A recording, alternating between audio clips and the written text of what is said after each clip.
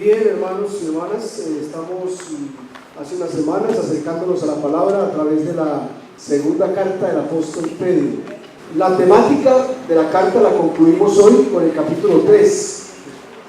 Hemos dicho que el capítulo 2 y el capítulo 3 es dedicado cada uno de estos capítulos a un tema. En el 2 está hablando de los falsos maestros y los falsos apóstoles. Y en el 3 está hablando de la segunda venida de Jesucristo, de la promesa de la segunda venida de Jesucristo. Al caminar por la carta nos hemos familiarizado con algunos términos. Por ejemplo, añadir, o sea, un llamado a añadir virtudes, en el capítulo 1, para crecer. Recordar, o sea, el apóstol está muy interesado en que la iglesia recuerde. Recuerden, uno recuerda lo que antes ha aprendido, ha conocido, ha escuchado, no recuerda lo que no ha escuchado. Entonces, por eso implica haber estado frente a la palabra, es decir, lo que él mismo les había enseñado antes. Usa la palabra poner atención. Esta semana, en un devocional que leí y compartí el miércoles con la iglesia, alguien contaba sobre una vez que iba por la carretera y iba con mucha disposición de hacer un buen viaje, y entonces se descuidó para preparar un emparedado, y mientras se descuidó como que el pie se le puso más pesado y se le fue más hondo y aceleró, y entonces lo detuvieron y le pusieron una multa. Dice que la lección que aprendió es que el descuido tiene la misma sanción que la intención. O sea, que si a propósito acelera y se pasa, tiene un castigo, y si por falta de atención hace lo mismo, tiene el mismo castigo. Mucho cuidado con la palabra, ¿sí? No, Señor, me elevé, no puse la atención, pues ahí trae las consecuencias. Y también usa la palabra, en el tercer capítulo especialmente, que vamos a ver, usa mucho la palabra amados.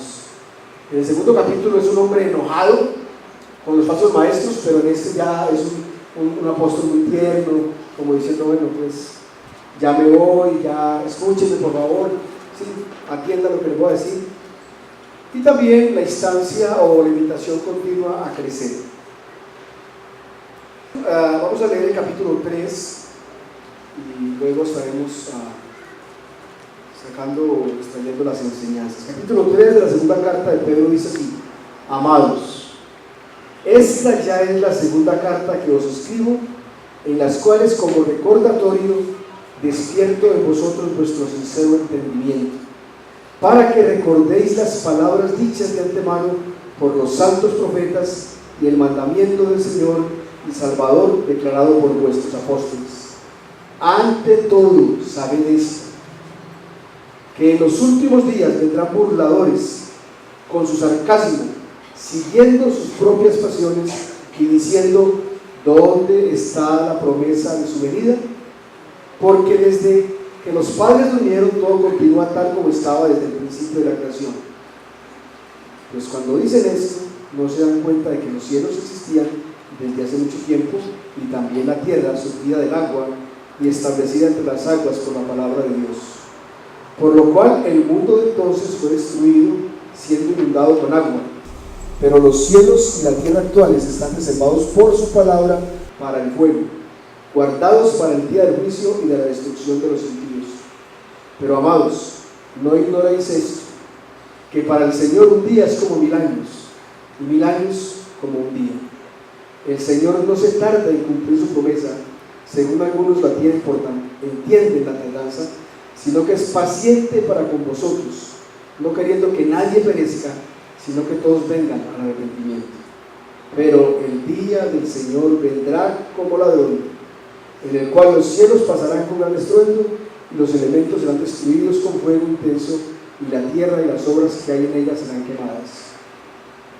Puesto que todas estas cosas han de ser destruidas de esta manera, ¿qué clase de personas no debéis ser vosotros en santa conducta y en piedad, esperando y apresurando la venida del día de Dios, en el cual los cielos serán destruidos por fuego y los elementos se hundirán con intenso calor?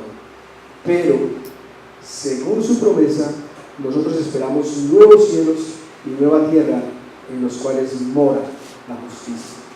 Por tanto, amados, puesto que aguardáis estas cosas, procurad con diligencia ser hallados por Él en paz, sin mancha e irreprensibles.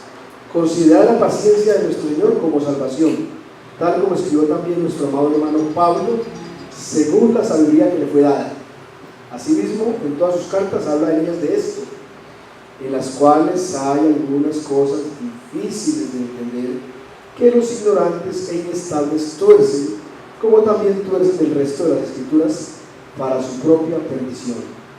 Por tanto, amados, sabiendo esto de antemano, estad en guardia, no sea que arrastrados por el error de hombres divertidos, caigáis de vuestra firmeza. Antes bien, creced en la gracia y el conocimiento de nuestro Señor y Salvador Jesucristo. A Él sea la gloria ahora y hasta el día de la eternidad. Amén. Amén.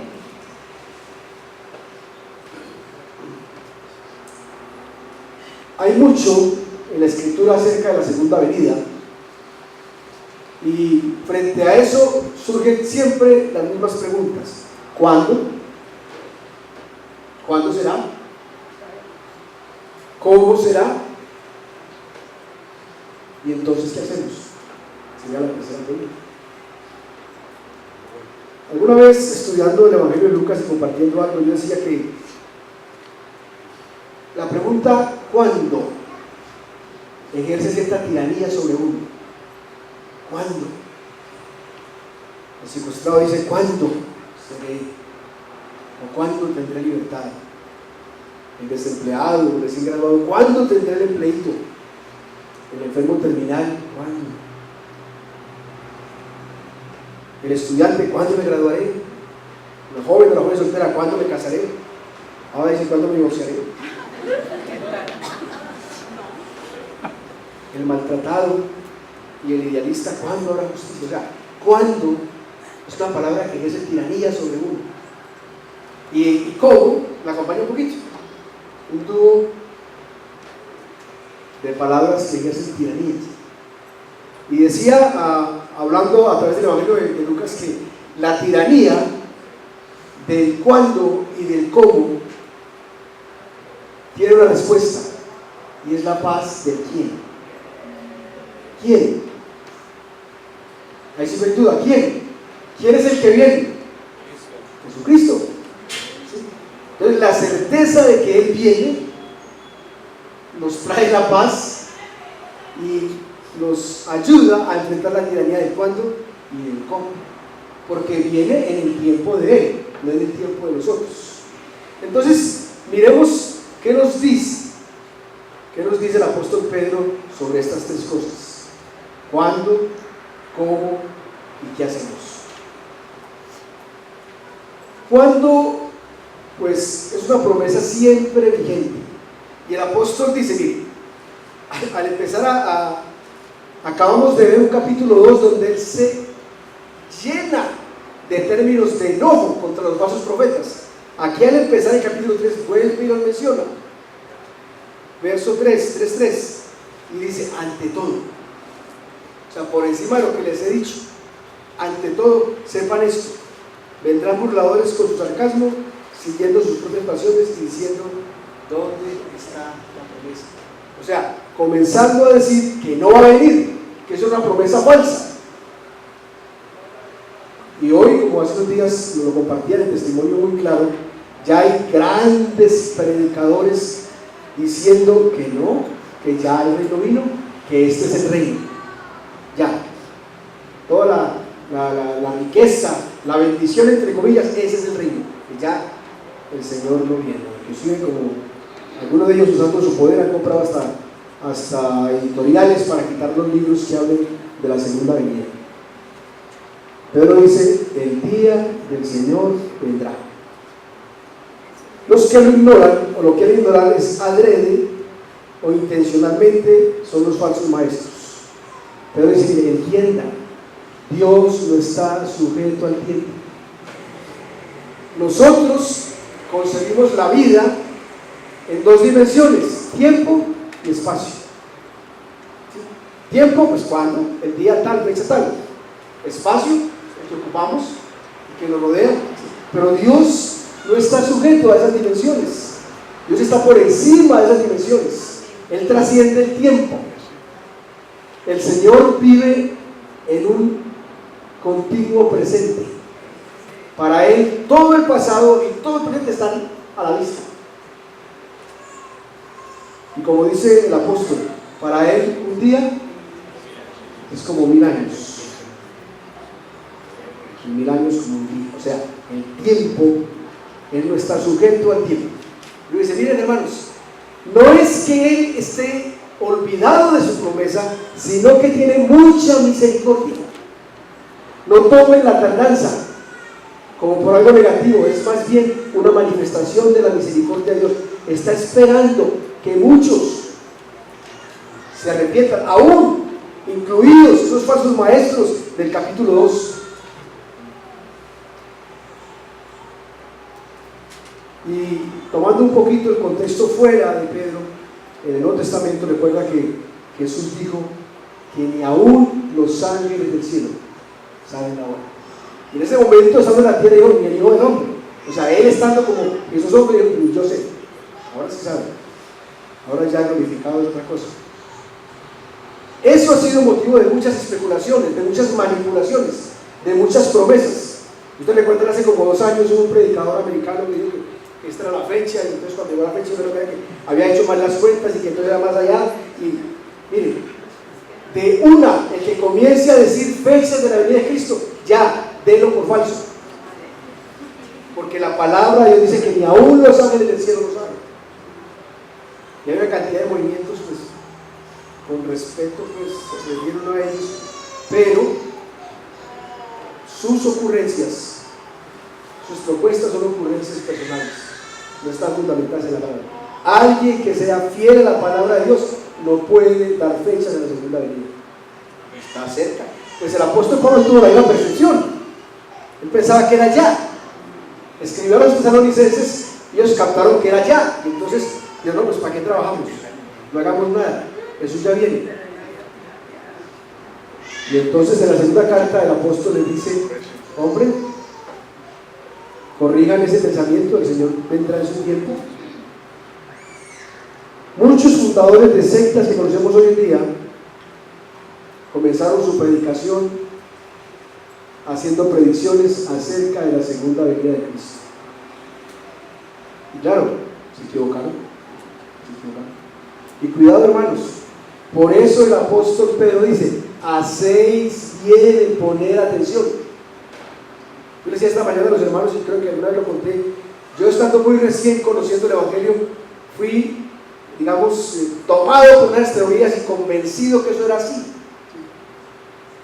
Me leí un libro, y creo que todo por ahí existe, llamado La agonía del gran planeta Tierra.